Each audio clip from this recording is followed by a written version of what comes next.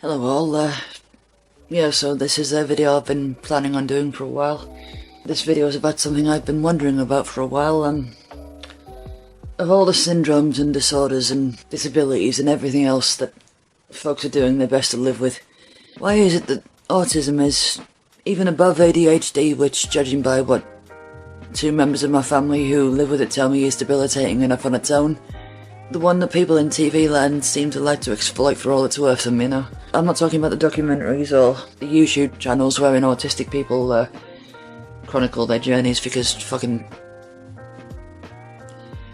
No, I'm talking about the people who don't know what they're talking about and most likely never will, insisting on using autism as a form of borderline freak show level entertainment for shock neurotypicals or normies, whichever you prefer. Most of whom will look at an autistic person or even a representation of one in the media and go, "Oh." It pisses me off no end because it really does feel like autism is being used as the go-to disorder, you know. It's almost as though they assume that autistic people are so helpless and manipulatable that they won't think twice about the fact that they're being used for things like ratings and to make a profit off of. The Undateables has done it. That show's disgusting and immoral because they would trot out men and women with all kinds of physical and mental difficulties. Autism included, of course, and then followed them around with cameras to see if maybe the poor wretches could form a relationship with another human being. There's apparently multiple series on Netflix that have been criticised for misinterpreting, etc, etc. None of which do I have the strength or the patience to sit through, quite honestly. There's that bloody Sia movie where she elected to cast a non-autistic or neurotypical person to play an autistic person. I will not be watching it. I made the decision when I learned Sia had only spent 3 years researching autism and then still decided to make the movie, to which I thought, 3 years. I have lived with autism for 32 going on 33 years of my life and I still don't understand it, so I failed to see what the fuck Sia could have learned in a mere 3 years to make her think, "Oh yes, I understand that now." Woman, please. People like Sia are who I'm talking about, actually. Those people who think that they're doing something good and right and awareness spreading, but then they have the nerve to complain when people autistic and neurotypical alike tell them that they've done wrong and have caused offence. When they do that, the more arrogant, ignorant and self-gratifying they come across.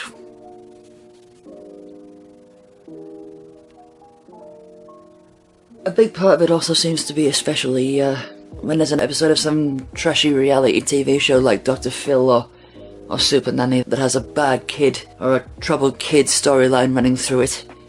Big surprise, the problem usually turns out to be autism. Even to the point of interviewing these parents who get the diagnosis and you can tell internally they've gone into Richard Pryor mode, like, "Jesus God, take me now, Lord, take me now, God, save my life, take me, God." That one episode of Joe Frost's Killer Kids did it, though that was from a slightly more open-minded approach. In that episode they talk about a young autistic person, no friends, spent most of his time by himself, who enjoyed watching horror movies. Now, I heard that and thought, you just described me, and probably a great many others. Though I didn't get my autism diagnosis till I was a lot older, I was a loner as a kid, who had no friends, still don't. I was bullied viciously. I spent most of my time alone, and I particularly enjoyed watching horror movies. But I never, ever even once felt the urge or the particular desire to go out and kill someone. I do get that autism is different depending on how far along on the spectrum you are. That's why they call it a spectrum disorder. Some have it mildly. I don't care what the so-called experts say, there is such a thing as mildly autistic. Some, like myself, are in the middle of the spectrum, which, from my experience at least, means that you can go about your life relatively unassisted, but mentally some days are a lot better than others. That's why I'm on fluoxetine. Anywho, and someone like the brother of a lovely lad I went to school with whose autism was and is still so severe that he was rendered non-communicative by it, and all he would do during recess at school was stand by himself in the corner of the playground, flailing his hands, and he would react violently if you tried to approach him. His mother, bless her heart, loves the bones of him, but he needs such constant care that she only gets a break at the weekends. And her continuous struggle with the benefits people, oy vey.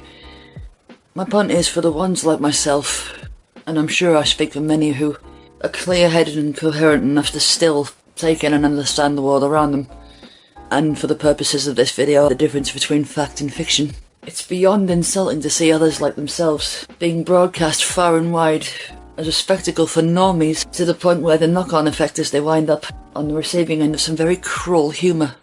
Seriously, if there is anyone out there who has any idea what the answer to my question is, why is autism exploited, please do comment down below, because I don't know if I'll ever find the answer by myself. Twisms.